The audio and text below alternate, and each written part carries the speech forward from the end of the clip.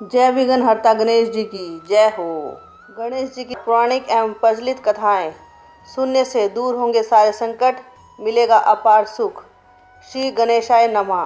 संकष्टी गणेश चतुर्थी व्रत करने से घर परिवार में आ रही विपदा दूर होती है। कई दिनों से रुके मांगलिक कार्य संपन्न होते हैं तथा भगवान श्री गणेश असीम सुखों की प्राप्ति कराते हैं। माँ की किसी भी चतुर्थी के दिन भगवान श्री गणेश की पूजा के दौरान संकष्टी गणेश चतुर्थी व्रत की कथा पढ़ना अथवा सुनना जरूरी होता है। इससे संबंधित चाहते हैं क्या है वह कथाएं। पहली कथा पौराणिक एवं प्रचलित श्री गणेश कथा के अनुसार एक बार देवता कई विपदाओं में घिरे थे। तब वह मदद मांगने भगवान शिव के पास आए।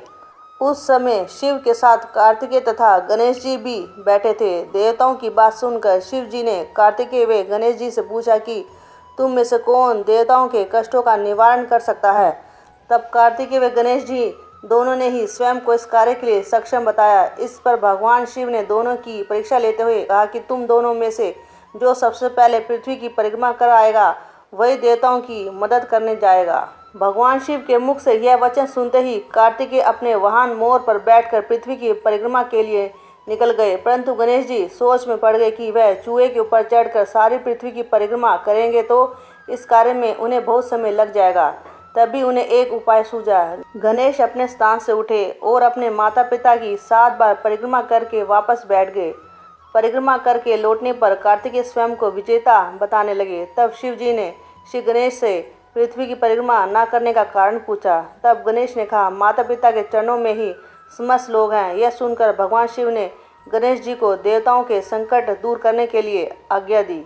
इस प्रकार भगवान शिव ने गणेश जी को आशीर्वाद दिया कि चतुर्दशी के दिन जो तुम्हारा पूजन करेगा और रात्रि में चंद्रमा को अर्घ्य देगा उसके तीनों ताप यानी दैहिक ताप, दैविक ताप तथा भौतिक ताप दूर होंगे। इस व्रत को करने से व्रतधारी के सभी तरह के दुखों से मुक्ति मिलेगी और उसे जीवन के भौतिक सुखों की प्राप्ति होगी।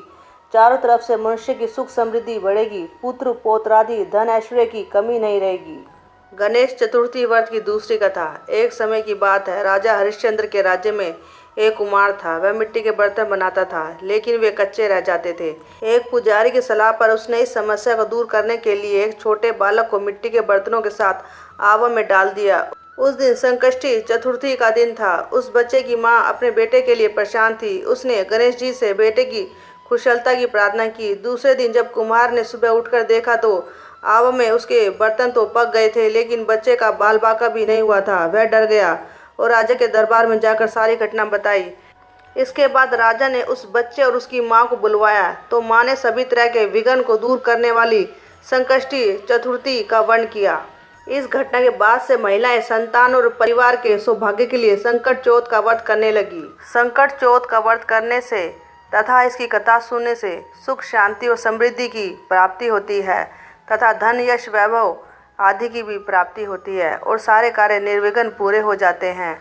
अगर किसी कारण से इसका व्रत ना कर सके तो इसकी कथा तो अवश्य ही सुननी चाहिए। कथा के सुनने मात्र से पापों का नाश होता है और पुण्य की प्राप्ति होती है, सौभाग्य में वृद्धि होती है और जीवन में खुशहाली आती है। ओम गणेशाय नमः। जय गणेश जी की जय हो।